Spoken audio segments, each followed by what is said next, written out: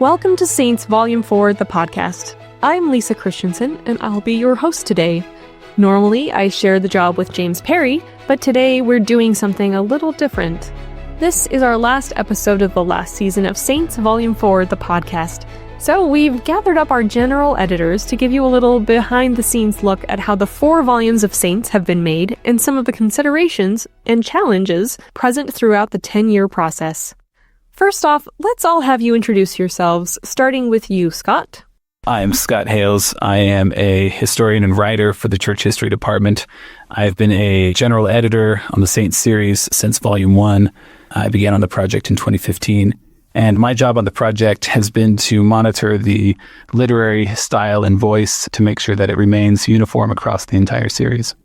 And I'm Lisa Tate. I'm a historian manager in the department and a specialist in women's history. I've been general editor for volumes 2, 3, and 4.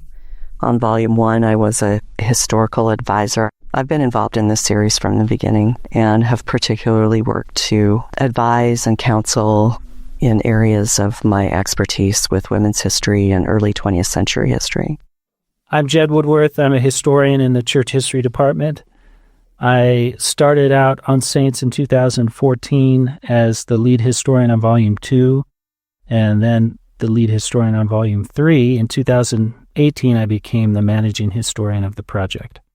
My name is James Perry. I'm a historian in the Church History Department and general editor of Saints Volume 4, and I've been working on Saints since January 2020. Great, thank you. Saints is a book of history, so let's start by talking about the research and the writing process. What has that looked like, and how has it changed over the course of the series? People may be interested to know that Saints has only had between 5 and 6 full-time staff who have worked on the project at any one time. And this staff would assemble for weekly outlining meetings. We've been doing this for many years. Back in about 2015, I remember getting frustrated with our process because at these meetings, we would each bring characters that we felt like needed to be in the books, and we would pitch them to the rest of the staff, and then we would debate the merits of the characters. But it seemed like everyone was committed to the character that they brought. They were fascinated with the story, and I felt like there needed to be more rational criteria that would govern our choice. And so I suggested that we have 3 criteria that would govern the selection of any character. Number 1, the character needed to be inherently interesting. Number 2, there needed to be some sacred story connected with the character. And 3, which was hardest of all to find, the character had to illuminate some larger change over time in the church. And so when we implemented this structure, it allowed us to make decisions about who would be in and who would be out of the book much more easily. Everyone, of course, has an interesting story, and so the number 1 criteria would be most easily satisfied, but finding a sacred angle and finding some larger purpose in the character was harder. We also created lists of changes in the church or important developments. And we had 3 different lists. One list was essential things that had to be in the book, without which we could not understand the history of the church in that period of time. The next category down would be things that we would like to include but weren't absolutely necessary. And then the third category was things that we may include. So we sought to satisfy the essential list first and foremost, and then we would fill in with stories from the other lists. And if we couldn't find a character that would help us understand those important developments, then the character really could not stand. I would say as far as the writing process goes, it's evolved over the project. With Volume 1, for example, we already had a good sense of who our characters were going to be and what our story was going to be. And so a lot of it was just a matter of figuring out how to tell the story the right way. And so I remember on Volume 1, for example, I did a lot of the writing. We had other writers working on the project. Some of them were working on Volume 2, some were working on Volume 3. I was assigned to Volume 1, and I did a lot of the writing for that just on my own, or working with some earlier drafts that had been done. But as the project evolved and got bigger, we kind of landed on a process where the historian or researcher would find a character or story and then would work with a writer to develop the story into a scene or an arc and write that up. And then once the writer produced a draft, they would then send it to me, and then I would do what was called a literary edit, which was to make sure that the story fit within the overall arc of the book. And also my job was to make sure that there was a consistent voice and style and tone to the book so that it didn't sound like it was written by a committee of people or a team of people, but had a single author's voice, which was not the case. This has always been a team project, but we've done certain things to make it sound more unified in that sense. So within the Saints project, there's some of us who've worked very far ahead. We've had different proximity to the different tasks. I'm what you call a tree shaker. I'm sent right out in the front with sometimes general, sometimes very specific criteria to try and generate stories, which are then fed into the process. So using the criteria that Jed developed and came up with, we were able to really try to maximize our time, increase our efficiency and our effectiveness by gathering the stories, gathering some source-based material, and then kind of vetting it. And then if it was selected or if there was enough interest in it, I would be able to go out and get more material on that event. There was still no guarantee that we would ever use a story entirely, but we had to use our resources efficiently. As historians for the Church History Department, we had to be wise stewards of our time and our energies. And so as the project's gone on, we've only become more and more adept at working in unity and also increasing our effectiveness in the research and writing processes. For each volume, we're dealing with a different period of time and sometimes with a different base of sources. So for volume 1, we're dealing with older written, published sources. We had some diaries, some letters, first-person sources. But as we move forward in time, we have a broader range of sources to draw from. We have more publications. By the time we get to the 20th century, and especially in the later eras, we have oral histories, we have interviews, we have things that come directly from people who were involved. We have sometimes video and audio sources that we've been able to draw on.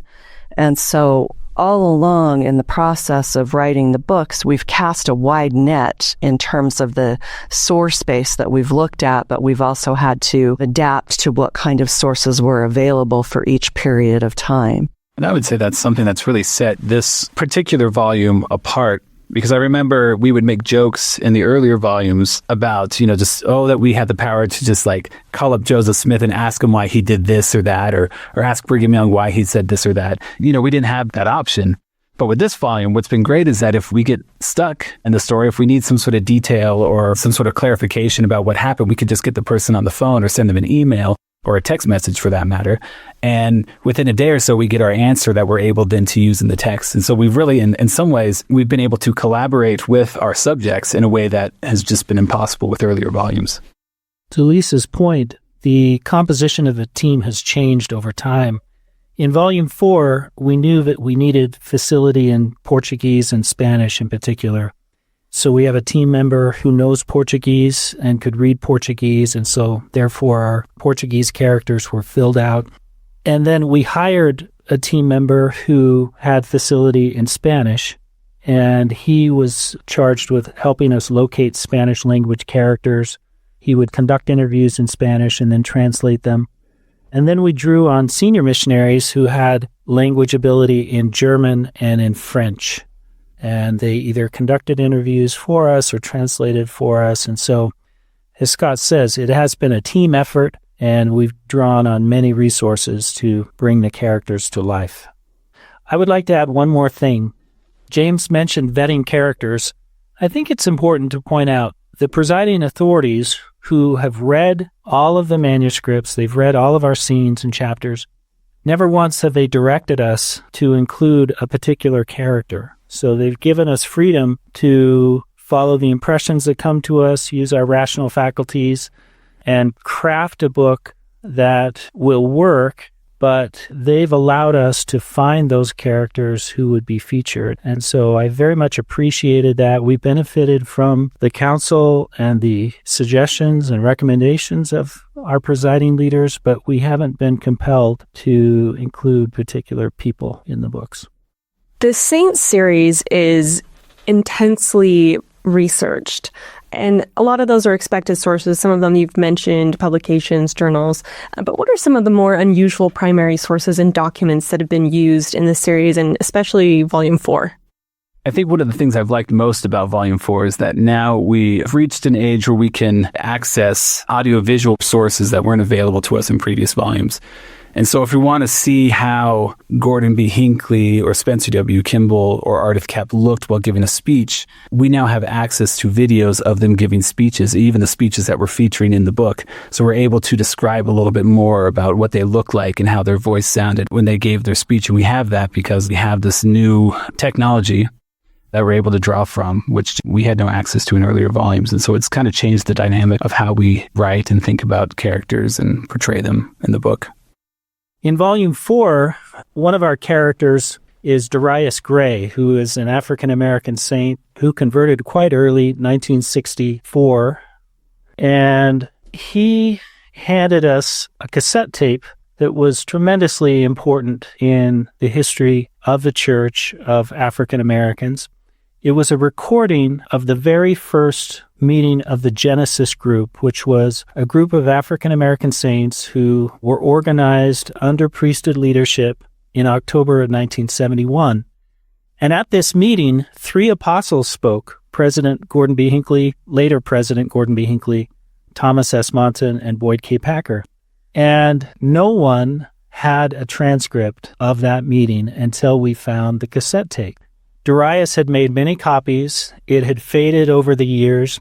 And so when we first listened to it, we were able to make out some of it, but a lot of it was opaque and difficult to hear. And so I handed it to some audiovisual specialists in our department and said, look, we really need to get the noise out of this. There was quite a bit of background noise. Could you help us improve it? And they digitized it, and sure enough, we were able to make out more and more. But even then, we had gaps in our understanding. And so at a crucial point, we decided to have the whole team listen to it, the 5 people on our team at the time. And what was beautiful about what happened was each one of us was able to hear things that the others didn't hear. And then, of course, we cross-checked it with each other. We wanted to make sure that someone wasn't hearing things that really weren't there. But we were able to collectively use our ears and, our spiritual antennas to create a transcript that we were able to use in the scene. And so the crucial scene with the Genesis Group formation is really based on that collective effort and the donation of Darius Gray of this cassette tape. So there have been a number of unusual primary sources and documents that I've used. One of them is using web archived materials. So going back into the 90s, some websites were stored and were preserved. And so I've been able to go back and look at long now disappeared websites and look at them as they were in the early 2000s or in the 1990s. So that was an interesting development as a historian to be using web-based material that had disappeared in the historical projects. Another one was when we were researching Australia and we were looking at Bondi Rescue, and there was a reality TV show which we ended up using aspects from. In the list of sources I would have ever have imagined using, a TV show from Australia in the 2000s was never going to be on that list. So it's amazing where you can find sources. And I think one of the things we learned in this volume and volume 3 was the role of family search in finding individuals, stories, materials, descendants. And many of the stories, even in volume 4, wouldn't have happened if we did not have that network that we would be able to meet people and find stories and materials from. You're all professionals, you're all doing a job, but this is also a very spiritual work. How do you involve the spirit in the research, the writing, the overall creation of this work? Well, I think one of the things that we have always tried to do as a team is begin each of our meetings with a prayer so that we invite the Spirit to help us out. I know me personally, I begin each day with a prayer, asking for help as I'm working on a scene or as an arc. But it is work. It's not like every moment on the project is a powerful spiritual experience. There are frustrating times where I think we may not feel as guided as other times, but there are certainly times when we're feeling the hand of the Lord guiding us in the process. But I think the thing that has helped me the most is certainly making sure that I'm spiritually prepared through prayer and that sort of thing. A couple of weeks ago, I was trying to verify a fact. We wrote a scene on the Winter Olympic Games in Salt Lake City in 2002.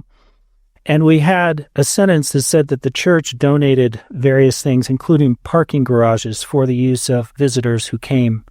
And it was a very small thing, but I was unable to find a source to verify it. We knew that it happened, but we got that information from an oral history that we weren't able to cite.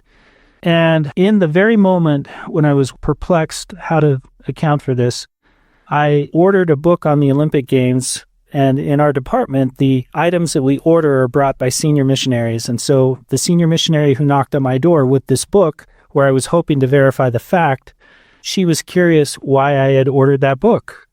I said, well, I'm trying to verify this information. And she said, I can help you. I was a member of the Heritage Foundation that compiled information on the 2002 Olympic Games, and I have a binder at my desk. And I have no idea why I've kept it here. I've told myself many times that I should have taken this home, that it was useless here. She came back 10 minutes later and gave me a newspaper article that I never would have been able to find that verified the fact. The Lord is in the details. Something that is so small and insignificant, He's willing to help and put people in our place.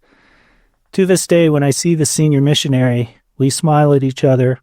And she shakes her head and she said, I still have no idea how it was that I was the one who delivered that book.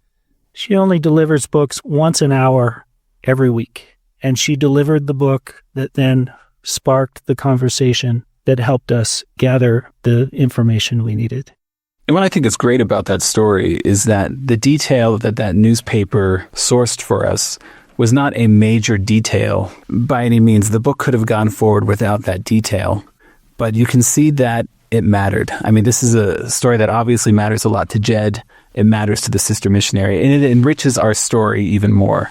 And you can tell, even though it's a small detail, the Lord cared about it. And I think the beauty in that particular story is that it's just one of so many such experiences that we've had on this project. I think everyone who's worked on this project in some way or another has had experiences where coincidences just cease to become a plausible explanation for what we see to be the hand of the Lord.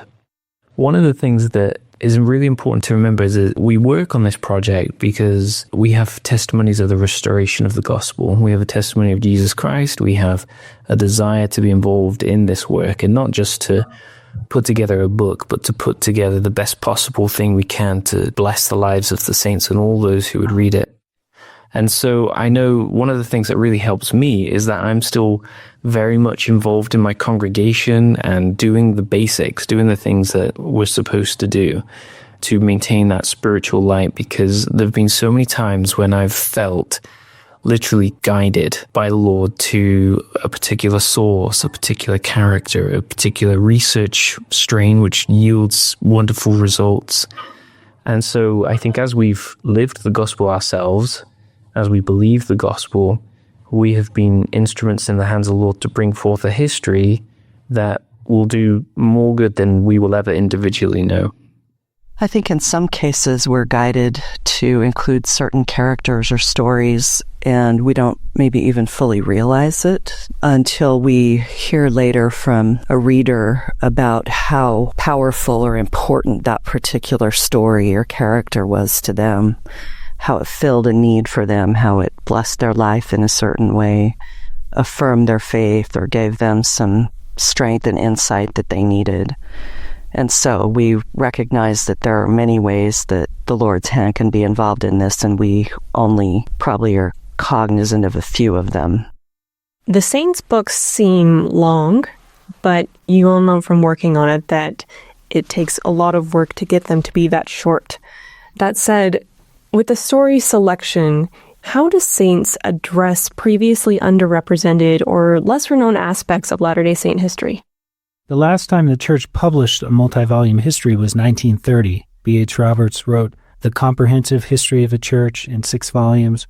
At that time, well over 90% of the church population was from the U.S. and Canada. So Roberts naturally selected voices, wrote a history that reflected that demographic. We had just gone into Latin America. He had no voices from that area of the world, no voices from Asia, certainly none from Africa, where we had very little presence. We had some presence in South Africa, but that was it. In 2010, when Saints was approved by the First Presidency in concept, the church demographic had changed radically in that 80 years. 45% of the population was now from U.S. and Canada, and fully 40% was from Latin America, slivers in Asia and Africa. And so we really needed a history of the church that represented that demographic change, where saints around the world could see themselves in the characters. And so we made a point of finding characters around the globe, certainly in Volume 4, the most diverse cast of characters ever assembled in a church history before, with characters around the globe who share the same faith. I think also if you look at Roberts's comprehensive history, you'll see that it's very much a grand narrative, a high-level narrative of church leaders and important people and so forth. And one of the major changes that's happened in the discipline of history and in our culture and how we think about history since that time is just what qualifies as history. Who qualifies as a historical actor? And we've come to recognize the importance of everyday people, of men, of women, of all different groups, and the diversity of the human family, so that this history was very much conceived from the beginning to represent the experience of the saints. That's why we have the title that we have. The book isn't just the history of the church on some high-level institutional level. This is the experience of the saints, the members of the church, both leaders and everyday people. And that was an important bedrock element of how this project was conceived of in the first place. We want church members to be able to see themselves in these books. And we have taken that very seriously as we've selected stories. We've gone out of our way to look for stories that people have never heard before. It would be very easy to write a history of the church based solely on stories maybe about prophets or other church leaders or well-known figures from the past, from church history. But we wanted to make sure that with this volume that we were giving church members something new. And especially we want to make sure that church members in Chile or church members in Nigeria or church members in Japan see someone in this book that they can identify with, whose story is similar to their own. And that makes it unlike any other volume we've done so far. Yeah, I will say, though, we had a unique challenge in this book because the span of the book covers a time when the church is in 150 countries by the end, and we can't possibly have a different character in each of those countries. And so we had to conceive of prior volumes as helping to cover that ground. So if we had a character, for example, from New Zealand in a prior book, then that would help us cover New Zealand. In addition, we had to think in terms of region. So South America, for example, we didn't have enough space in the book to have a character from every South American or Central American country. But we would have one character who would represent several countries nearby, and then we would try and name drop other countries where possible, so that not every country is going to be mentioned, but we did as many as we could without taxing people's patience for name dropping, and we tried to be as representative as we could, and hopefully, saints everywhere, even if their country is not in the book, if they can't find the name of their country in the index, they will still see themselves in the stories. I will add also that in this last volume, we benefited from the work of a team in the Church History Department called the Global Histories Team, who has written 4 to 8 page spreads on the history of every country. And these are cited in the footnotes so that even countries that don't get a mention in the running text can still be mentioned somewhere. As we talk about representation, as a team, we've been really conscious of the fact that where we talk of geography, we talk of regions, but we also try to represent the different stages of life, the different positions that people are in, maybe conditions or maybe a disability, maybe it's a circumstance, maybe they're grappling with an issue that's very relevant for people today. And so we tried to craft a book that in some way would be able to speak to every member in some way or another. And I think that's a powerful, and I think it's one of the special things about Saints is that everyone can read it, they can learn of things, but they can also relate to it. And I hope that it would give each reader a greater desire and energy to live their faith and to understand their faith. One of the things about Saints that I'm very much proud of as the managing historian is the number of women's voices in these books. This is very much intentional on our part, knowing that prior histories of a church underrepresented to a vast degree women's voices. For example, the Institute manual the Saints now replaces had the voice of just one woman who lived in the 20th century. That was Belle Spafford, who was a Relief Society president. And Saints 4, of course, goes in a different direction. With Saints 1, we found to our surprise that it was actually more difficult than we had imagined to find women's voices. We didn't have as many women's journals and diaries as we expected in our archives. I think because women's work is so all-consuming, they don't quite have as much time as we might imagine. And so the breakdown in Volume 1 was about 3 male point of views to 1 female. We kept trying to do better, and we did do better. In Volume 2, it was about 2/3 male, 1/3 female in point of view characters.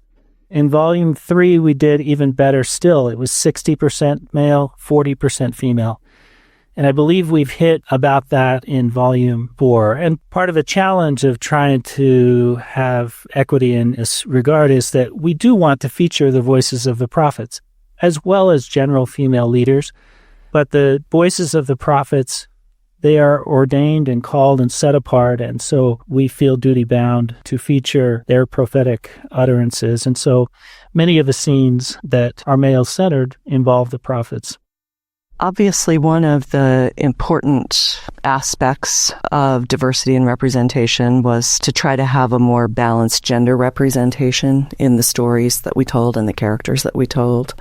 Sometimes that would mean telling a story that maybe traditionally had been told from the point of view of the men who were acting, instead finding the woman in the room and looking at what her perspective was and telling the story from her perspective, but also looking for women's experiences in their own right, where women themselves were actors or leaders, were demonstrating faith and taking initiative, where their experience was what we were trying to highlight.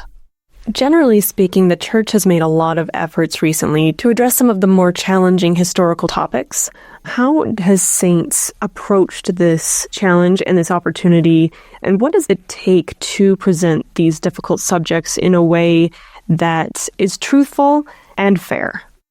I think there's a recognition that embracing and acknowledging and accepting potentially uncomfortable or disappointing moments in our history is actually not a sign of weakness, that actually it's a sign of strength. And so I think in years gone by, there was maybe a reluctance or a desire to present a very rosy side of the history, but felt that maybe there was no merit in sharing stories where maybe not so good choices were made. In more recent years, I think in society and in the church, we've taken a different perspective, a healthier perspective, where we recognize that perhaps we need to embrace the whole history, the warts and all, the uncomfortable moments, the frustrations, the sorrows, the hardships, So I think with this project and with the church more generally, there's a greater openness, an increasing openness to trying to address topics and to address these moments without trying to paper over them. This project was founded and envisioned around the same time that several other important developments were happening in church history and in how the church approaches its history. So we had the Joseph Smith Papers Project that took shape over the first decade of this century and then has continued into recent times, where the decision was made that everything would be published, everything would be put out there. And that was a very important threshold in coming to terms with and recognizing the importance of how we treat the entire scope of our history. And then in the early years, as this project was being developed in the background, the early research and drafting was being done, we also had the Gospel Topics Essays project that published serious treatments of several troubling or difficult, challenging issues in the history of the church. And so we should see saints as part of this larger effort to come to terms with the full range of history of our historical experience in the church. And as we planned the volumes, as we drafted stories, Jed has talked about the essentials list of things that we felt had to be covered in each volume. And there were always some of these thorny or uncomfortable events, subjects, and so forth that were part of those essentials lists that we knew needed to be told. We also think that there's real power in the way that Saints approaches these questions and these issues by telling the stories through the point of view of human characters, so that we are seeing the human element as well as the broader context to what happened and why it happened, how it was understood by people at the time, maybe trying to help understand why people made some of the choices that they made, just trying to bring more humanity and more nuance to how we understand questions that if they're just put out there in an argumentative or high-level summary kind of a way, people don't really understand, or can be more challenging than when we delve in and try to understand the human element and context more fully. One of our current apostles has said that we need to be doing more normalizing of difficult episodes in church history, challenging ideas or concepts. And I think that word normalizing is so important, and Saints does a lot of this work because Saints has appeared in the digital age. And the digital age is an age of information flow, surfeit of information, overload of information, and much of it is false or misleading. And the Saints, as people everywhere, wonder, well, who can I trust? And we've learned from sad experience that if the institutional church does not discuss certain things that are uncomfortable, then the information vacuum will be filled by someone else. And very often it's not the way we would like it portrayed. And so Saints has made a strong effort to include difficult events.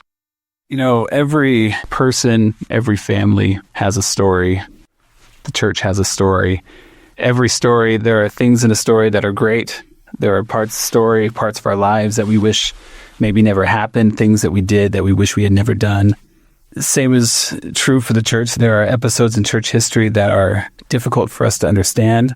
Oftentimes they're difficult for us to understand because we don't have enough information or as much information as we'd want. But these are painful episodes, and they're difficult to deal with, and they're difficult to deal with in our personal lives. And if we're talking about how we have tried to approach this on the team, I think one of the things that we've done time and time again is we've tried to write about these episodes with charity and grace. As Lisa was saying, we want to make sure that we're being honest about these episodes, but we want to make sure that our readers understand better why they happened, understand the motivation of the individuals, why they made the choices that they did. And one of the things that we try to do time and time again in these books, or we try to do as best we can, is we try not to tell the reader what to think, but we let them draw their own conclusions about these episodes. And hopefully they're asking themselves the question, what would I have done in this situation? But for me, it's always been, as I look at these stories, what can we do as a team to help our readers better understand them and to see these people as the Savior would see them? And I think that's the beauty of the atonement, right? The beauty of the gospel of Jesus Christ is that we make these mistakes and we can repent. We can change our ways and we can return and come unto Christ. And we do that by turning to Him, but also recognizing in ourselves that we are imperfect, that we need the Savior in this life.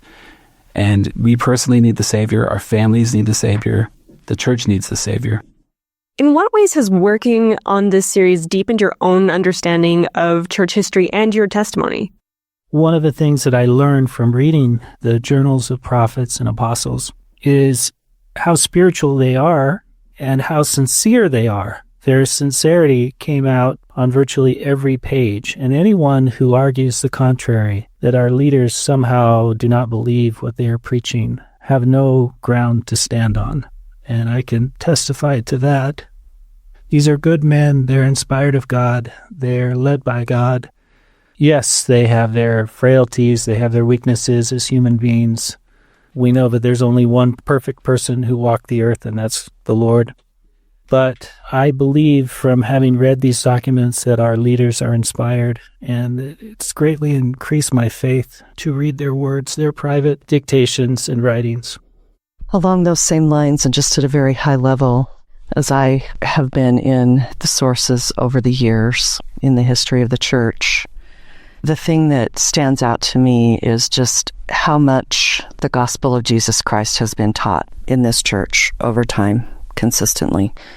That's where our leaders have been, that's where our members have been, that's where the focus has been, is in trying to teach the gospel of Christ in its purity and power. We can get sidetracked, we can get fixated on this or that weird thing or troubling thing or all the different things that happen. And some of those are really fun, some of them are interesting, some things are even important. But it really is true and crucial to recognize that the gospel of Christ is the core of the Church of Jesus Christ. I would add that, and this is similar to what Jed said, is I have been, especially with this volume, I have been immensely impressed by the testimonies of members around the world. And I have been impressed as we've been learning about saints in Brazil, for example, or Ghana or Nigeria, Hong Kong, saints who have made major sacrifices in their lives for the gospel of Jesus Christ based on the faith that they had in the restored gospel. And for many of these people, they had a very, very limited understanding of the gospel. They had just recently learned about it. Maybe they had just recently read the Book of Mormon. They didn't have much experience in the church, and yet they knew it was true. They had faith that it was the gospel of Jesus Christ, and they did remarkable things. And for myself, as I've tried to be a good dad, or I've tried to be a good husband, tried to be a good historian, tried to be a decent human being, life is tough. And I have found strength in learning these stories. They've given me hope. They've given me something to aspire to, live up to. And I know for a fact, as we've been writing this volume, a lot of these stories have just gotten me through some really, really hard times. And I've really been impressed by the sincerity of members of the church around the world and the things that they have done for the gospel of Jesus Christ.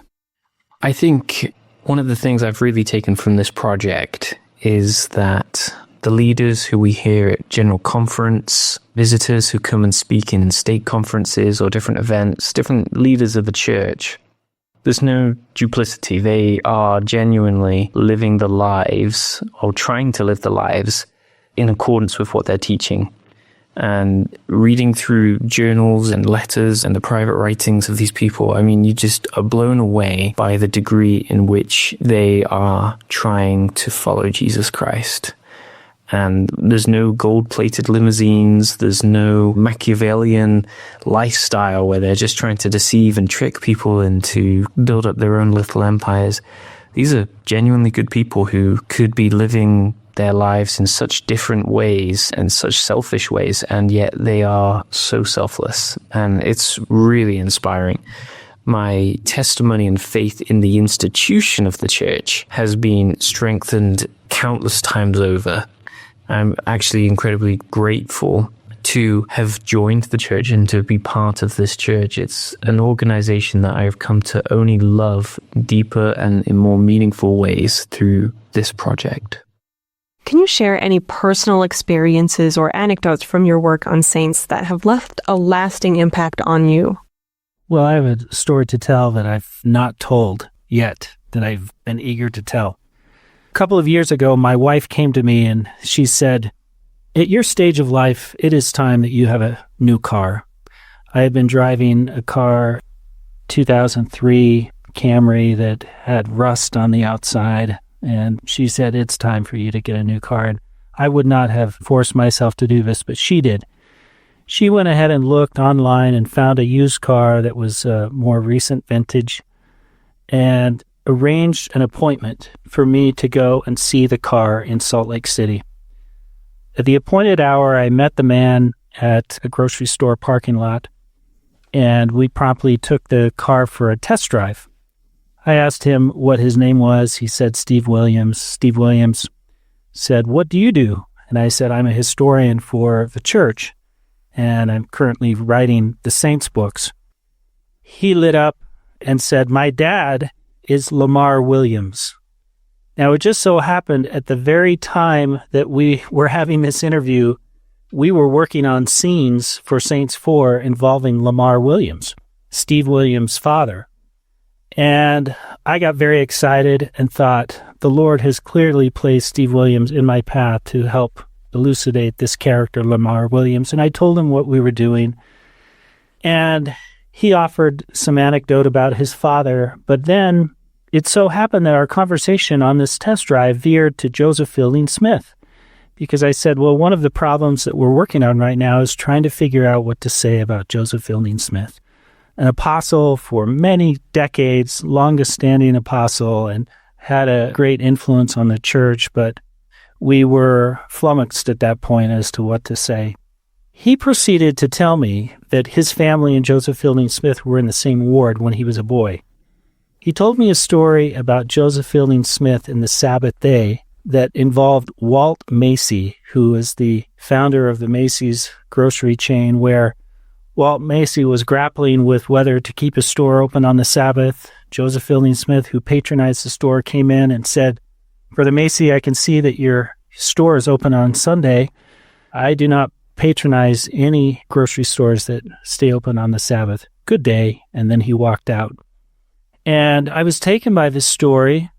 At the end of a test drive, I decided that I needed to buy the car, but I was more interested in the Macy story. And so I reached out to Walt Macy's son, Ken Macy. Walt Macy had passed on, but Ken Macy was still alive.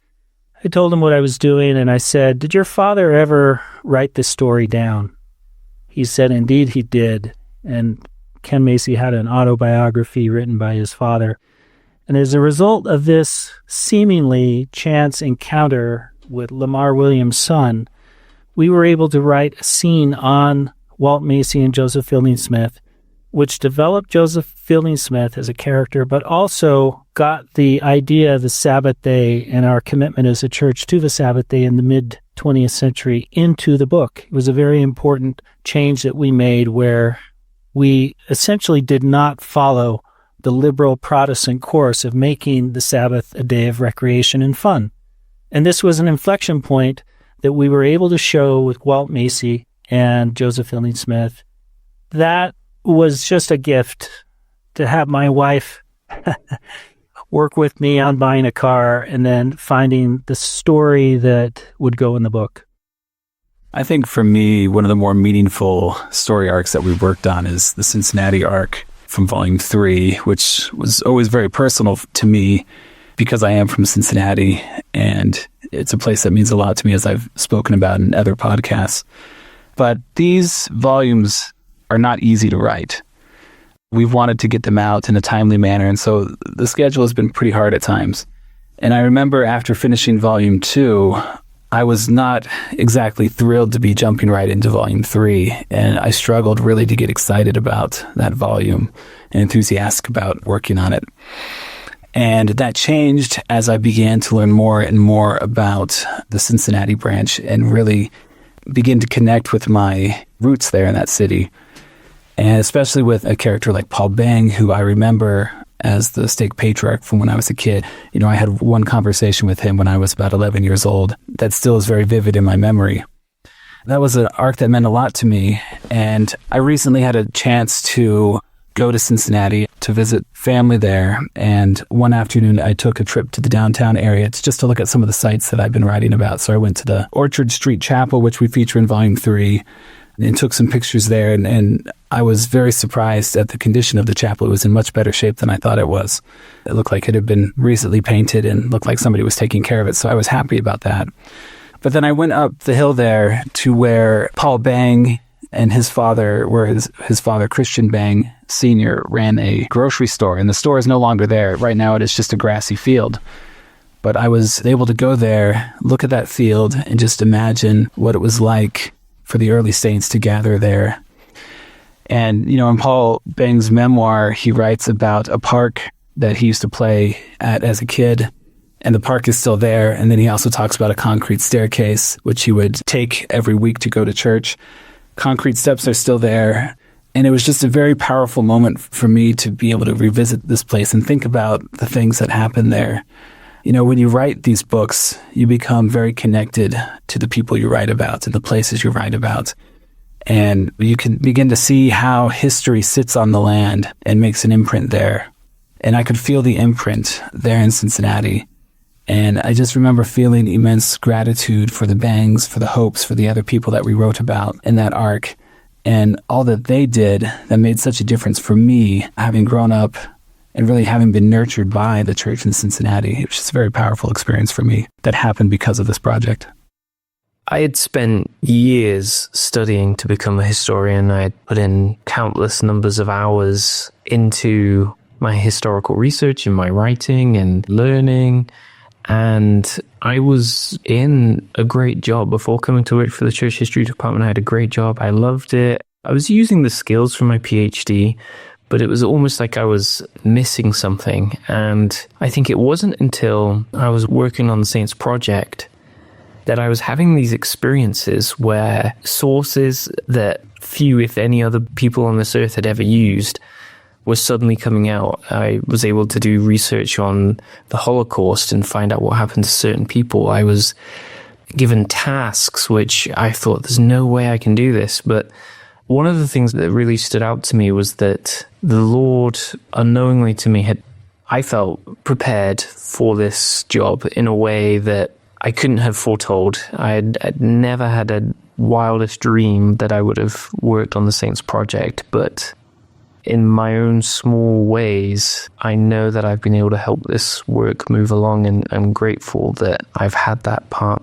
One of the things that really stood out to me was being given particular research tasks and growing in faith.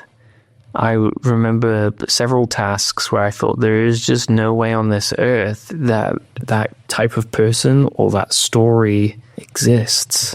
Or if it did exist, there's no way the materials have survived or they would speak to us. And in virtually every single case, I've been proved wrong, and my faith has grown. And I've realized that if it's for the designs and the purpose of the Lord, that a way will be found again and again. So my faith in myself, my faith in the Lord, the faith in the latter-day work has been strengthened through the countless hours I've spent working on different stories for this book. I'm grateful for the experience and can certainly see the hand of the Lord throughout my time on this important project. For me, it's been personally meaningful to include the story of Susie Young Gates in volumes 2 and 3 of Saints. I have been working on Susa for many, many years, personally in my own scholarship, still hoping and planning to maybe write a book about her and do more with her life. Her story just touches on so many meaningful themes and points and experiences. And she was there for so many important developments in the history of the church. And of course, in the books, we could only touch on a few of those. But one that I think was particularly meaningful was the story of her first marriage, which ended in divorce. She was only 22 years old. She had 2 small children.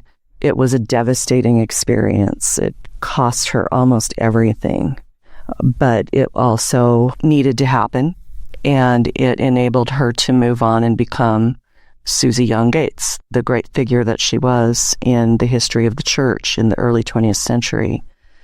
And it was really affirmed to me how powerful that story was when a very dear friend of mine, shortly after the book came out, just within a few weeks, came to me. We were at an event together one day, and she just came to me and said, "I want you to know how important that story is to me and how powerful it is," because she was at a point, a crossroads in her life of having to make the decision to get out of a very tough marriage.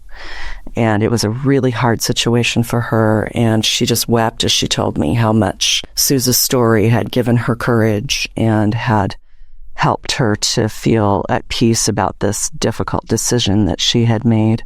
And that's an example of what I mentioned earlier, where we included a story that we maybe didn't realize how much it would mean to people as we decided to include it in the book. It's just one point in this larger story of Susan's life that we have in the book, but it turned out to be a really important one. And Susan's story overall, it's interesting to me for how she tried to find her place and her voice as a woman at a time when it wasn't easy and when it wasn't a given that women would do the kinds of things that she did and would have the kind of voice that she was able to develop. And then I really loved how we carried her story over through the story of her daughter, Leah Dunford, who married John Widtsoe. And of course, there are a lot of lovely stories about the Widtsoes, particularly in Volume 2 and in Volume 3.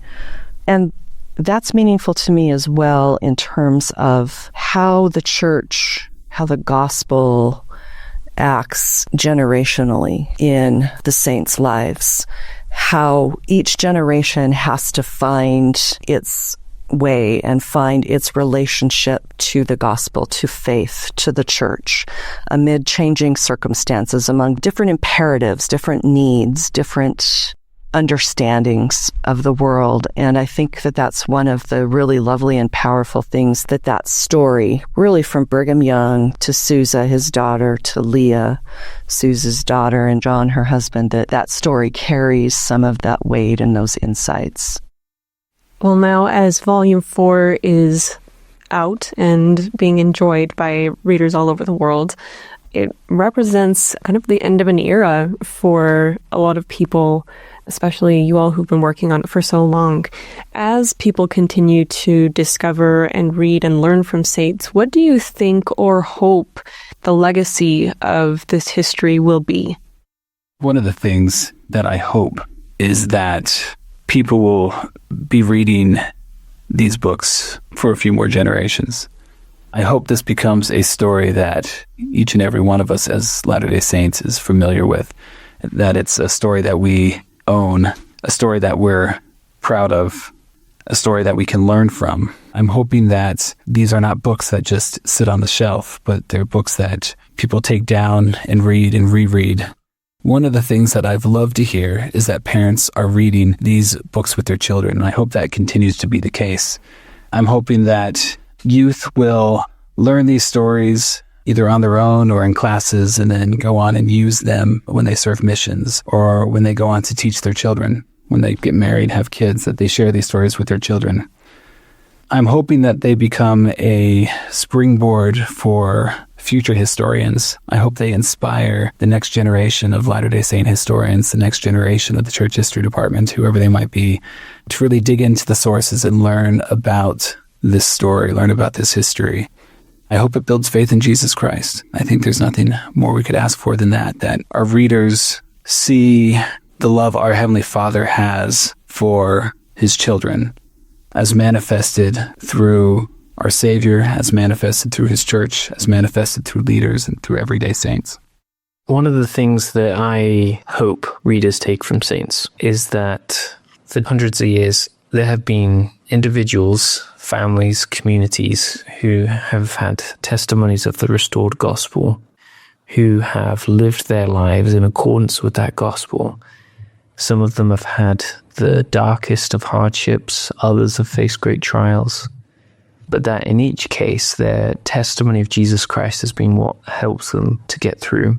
So I hope that my children, their children, and subsequent generations will be able to use saints to have faith in Jesus Christ to help them navigate the trials that they will face. They will be very different trials to what those in Volume 1, Volume 2, Volume 3, and even Volume 4 will have experienced. But the common theme is that Jesus Christ will help them. And that's a powerful message, and I think that's at the heart of what Saints communicates. When I speak to audiences about saints, I sometimes tell them that saints intends to be like the parables of Jesus, which of course are incomparable in their message, but we want to write in a simple way, but also have a profound message that readers can go back to again and again, and that there are levels of understanding to saints, just like there are levels of understanding in the parables of Jesus. But Jesus' teachings also challenged us. Think, for example, of the Bread of Life sermon in John 6, where he tells his hearers that they cannot be saved unless they eat his flesh and drink his blood. And we know from the end of that chapter that many of his disciples decided to not walk with him any further. So saints, like Jesus' teaching, shows that you can have faith promotion at the same time that you can have challenging elements. You can have heartache and disappointment and divorce and unfaithfulness and so on. And yet, as God's covenant people, we know that God will not abandon his saints if they turn back to him. His arm is stretched out still. His mercy is everlasting. And he will never deny anyone who wishes to return. And so I'm proud of the fact that these books package simple truths and difficult truths together. I hope that these books have created and raised a baseline for the church's history, for the story that we tell about ourselves and the understanding that we have. And I hope that they help us to reflect on what is the church. We do tell a lot of stories about prophets and apostles and organizations within the church and institutional history of the church. Certainly that is the church. But I hope even more what they show is that we are the church. The church is us. The church is the saints. The church is believers in Christ and followers of the covenants that we make. And I think that's an important perspective to have in a time when there is a lot of skepticism and disapproval of institutions, that we remember the institution is us. We're the saints.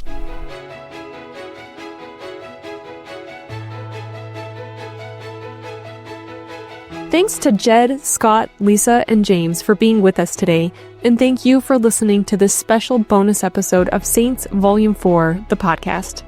We've loved sharing more about the stories and people in Saints with you, and hope that you've gained deeper understanding and faith through them.